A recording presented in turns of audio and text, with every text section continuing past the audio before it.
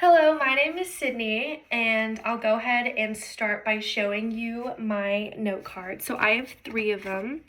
Here's the first one, and here's the back, and then the second one, and the back of that one, and then the third one, and then there's nothing on the back for that one.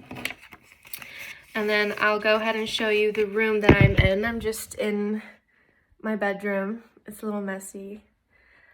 And then here are my 5 lovely participants. There's 1, 2, 3, 4, 5. Okay. So, when I was 16, I was working at Sky Zone and I had just won Employee of the Month.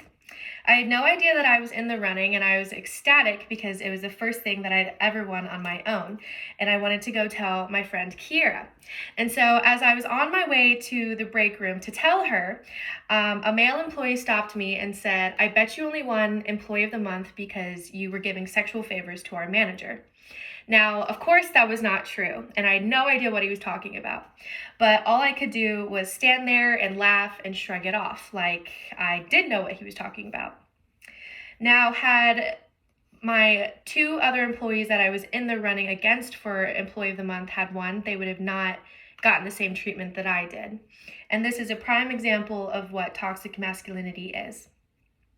It's vital that we as a society acknowledge that toxic masculinity is a thing because it reinforces patriarchal values such as men are superior and that we live in a dog-eat-dog society wherein the person who is the strongest is the most superior and who will stand on top above all.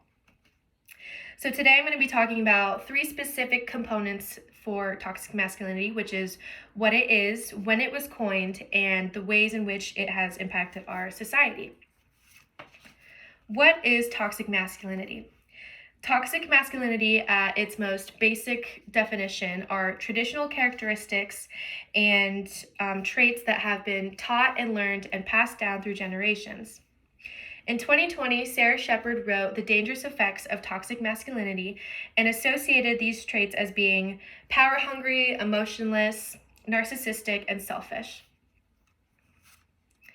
When was this term coined?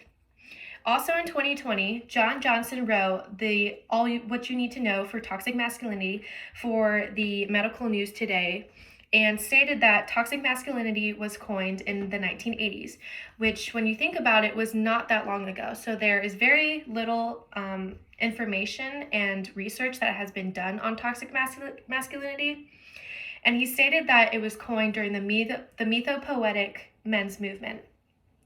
This movement was a movement that was provided for men for them to let out their manliness. And it suggested that there was really only one pure form of masculinity, and that was to be superior and to take whatever you wanted, whenever you wanted, and not deal with any of the repercussions that it may have on anyone else. How does this affect our society? Susanna Weiss wrote in 2016, The 6 Harmful Effects of Toxic Masculinity. She stated that it encourages violence, and more specifically, sexual assault, rape, and workplace dominance. Within the workplace, there's a term that is called the glass ceiling effect, where a woman who is working in a male-dominated field cannot climb to the ladder of success and meet her career goals because on the sole basis that she is a woman. And in the workplace, women are often talked over, looked over, and passed over with promotions. Now, if a male in her field had come into her corporation after she did and had less qualifications and less experience than she did, he would be more likely to meet his career goals.